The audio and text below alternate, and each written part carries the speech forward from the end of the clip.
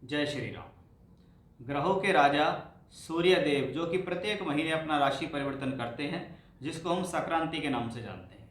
अब इस बार ये सूर्य वृषभ राशि में गोचर करेंगे, यानी अपनी उच्च की राशि मंगल की राशि से निकलकर अपने ग्रह जो इनको ये शत्रु मानते हैं शुक्र की वृषभ राशि में गोचर करेंगे, जिसको हम वृषभ संक्रांति कहते हैं। 14 मई से 14 जून तक सूर्य ग्रह का गोचर शुक्र की राशि में रहेगा। भले ही ये शत्रु की राशि है, लेकिन ये शुक्र की राशि काल पुरुष के दूसरे घर की राशि है, जिसको हम फाइनेंस की राशि बोलते हैं। और इस बार सूर्य यहाँ शुक्र और गुरु के साथ मिलकर त्रिग्रही योग बनाएंगे। सामान्य तौर पर सूर्य का वृषभ राशि में जाना शुभ होता है, लेकिन इस बार यहाँ पर दो अन्य ग्रह भी हैं, शुक्र और गुरु, जिनको सूर्य ने अकेले अस्त भी किया है।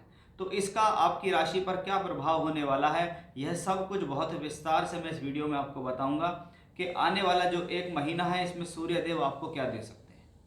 ये वीडियो उन लोगों के लिए और ज़्यादा खास हो सकता है जिन लोगों को अपने जीवन के अंदर सूर्य की दशा चल रही है, या शुक्र की दशा चल रही है, या गुरु की दशा किसी भी तौर पे चल रही है, चाहे वो महादशा है, अंतरदशा है या प्रत्यंतर दशा है। क्योंकि ग्रहों के राजा हैं सूर्य, और सूर्य यहाँ पर पृथ्वी तत्व राशि जिसको हम कहते हैं, धन त्रिकोण राशि जिसको हम कहते हैं, अर्थ त्रिकोण राशि जिसको हम कहते हैं, उसकी राशि के अंदर सूर्य गया। अब सूर्य कौन है? राज्य सरकार का कारक है।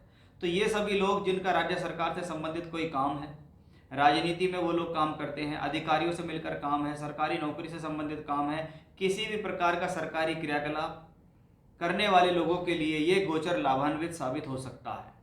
क्योंकि यहाँ पर वो शुक्र की राशि में जाके शुक्र को अस्त करेंगे। गुरु कारक होते हैं धन के, गुरु भी इस दौरान वृषभ राशि में रहेंगे, उनको भी ये अस्त करेंगे। इनसे संबंधित वीडियो मैंने पिछले समय में बनाए भी थे कि शुक्र और गुरु दोनों अस्त हैं, और वो अस्त होके एक साथ आपको क्या दे सकते हैं और उनके लिए क्या विशेष उपाय करके आप इस दौरान अशुभ प्रभाव से बच सकते हैं, उसके लिए भी मैंने वीडियो बनाए हैं, आप मेरे चैनल पर जाके देख सकते हैं।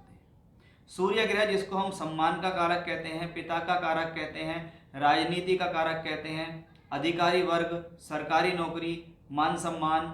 अगर शरीर के पार्ट्स के बारे में बात करें तो हृदय, आँखें, बाल, त्वचा, पेट और हड्डी, इनके कारक ग्रह भी सूर्य ही माने जाते हैं। लेकिन यहाँ पर ये शुक्र की सुंदरता की राशि के अंदर प्रवेश करेंगे, यानी कहीं ना कहीं ये स्थिति शारीरिक रूप से तो ठीक ही दिखाई देती है, कोई बहुत बड़ी परेशानी की स्थितियां यहाँ नहीं दिखती हैं। अब शुक्र की राशि के अंदर सूर्य जाएंगे, जहां पर क्रमशः 3 नक्षत्र भी होते हैं।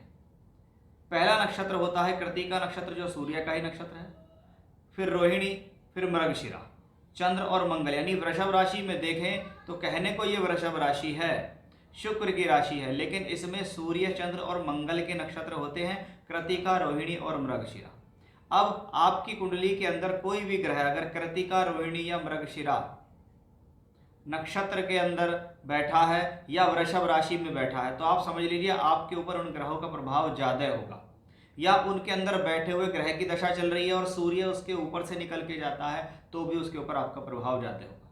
क्योंकि ऐसी स्थिति में सूर्य बली है, सूर्य को कोई प्रॉब्लम नहीं है, क्योंकि सूर्य अपनी सिंह राशि से अपने से दशम भाव के अंदर गोचर करेंगे।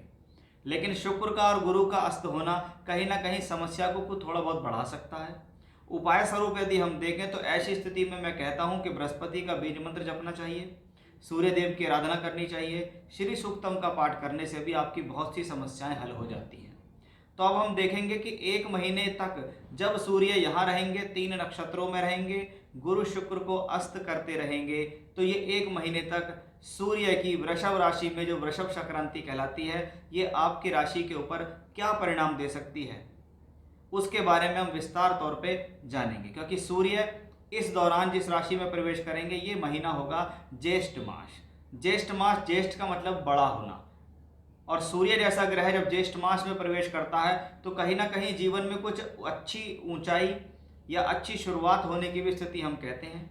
ज्येष्ठ मास जो क्रम से देखा जाए तो हनुमान जी और भगवान शिव को भी प्रिय माना जाता है। तो ऐसी स्थिति में अगर हनुमान जी और शिव जी से संबंधित भी पूजा पाठ किए जाएँ, उनके दर्शन किए जाएँ, तो भी आपके लिए वह शुभ होते हैं। अब आइए जानते हैं कि आपकी राशि पर इसका क्या प्रभाव होगा। देखते हैं कि कर्क राशि के जातकों पर इसका क्या होगा प्रभाव। कर्क राशि आपकी राशि के लिए तो सूर्य मित्र ही कहलाते हैं, और आपकी राशि से दूसरा भाव जिसको हम धन का भाव कहते हैं, उसके स्वामी हैं सूर्यदेव। वो सूर्यदेव धन के स्वामी होकर दूसरे धन भाव यानी एकादश भाव में गोचर करेंगे। यानी पहले दृष्टिकोण से देखें तो सूर्य धन योग बनाते हैं, दूसरे का मालिक 11वें में बैठे या 11वें का मालिक दूसरे घर में बैठे तो इसको हम एक अच्छा धन योग कहते हैं।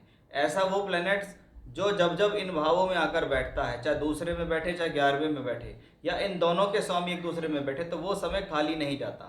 कहते हैं ऐसी दशा आ जाए तो लाभ होता है, ऐसा गोचर आ जाए तो काम बढ़ता है, लाभ होता है, तरक्की होती है। यानी ये वो कॉम्बिनेशन है जो धन की वृद्धि करने वाला योग है कि दूसरे घर का मालिक अगर 11वें घर में जाता है तो इनकम बढ़ती है, सोर्स ऑफ इनकम बढ़ती है। किसी न किसी तरीके से ऐसी स्थिति में ये भी देखा जाता है कि पैसा लगाकर पैसा कमाना भी इन्हीं कॉम्बिनेशन में संभव दिखाई देता है। अब आप ये देखिए कि शुक्र इसके साथ है और गुरु भी इसके साथ है। अगर देखा जाए तो धन का कारक ग्रह गुरु और भाव का स्वामी शुक्र भो वहीं पर मौजूद हैं। 19 मई से 12 जून तक तो शुक्र भी वहीं रहेंगे और 14 मई से लेकर 14 जून तक सूर्य वहां रहेंगे। अब दूसरे दृष्टिकोण से अब देखा जाए तो सूर्य शुक्र और गुरु तीनों मिलकर धनयोग बनाते हैं और ये धनयोग एकादश भाव में बनता है और 11वें घर में बन रहा है त्रिग्रही योग सूर्य शुक्र और गुरु का। और लाभ भाव से कहा जाता है जितने ज़्यादा ग्रहों का संबंध होता है उतना ही ज़्यादा हॉरोस्कोप राइज करती है, उतना ज़्यादा वो व्यक्ति राइज करता है। इसको कभी कभी ये कहा जाता है कि दशा बहुत अच्छी है तो एक से अधिक माध्यम से पैसा कमाने का मौका, मल्टीपल सोर्स ऑफ इनकम या प्रमोशन अगर थोड़ा बहुत होना था तो वो ज़्यादा हो गया, लाभ की उम्मीद थोड़ी सी वो ज़्यादा मिल गई, ऐसी ही समय में वो होता है।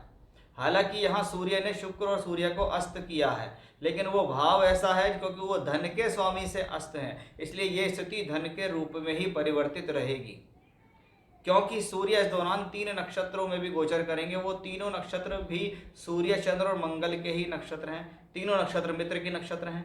लाभ भाव के स्वामी होकर लाभ भाव में हैं, धन के स्वामी शुक्र के साथ हैं, लाभ के स्वामी शुक्र के साथ हैं, भाग्य स्थान के स्वामी और धन के कारक गुरु के साथ है। इसलिए ये स्थिति जीवन में सोर्स ऑफ इनकम को बढ़ाने आई है।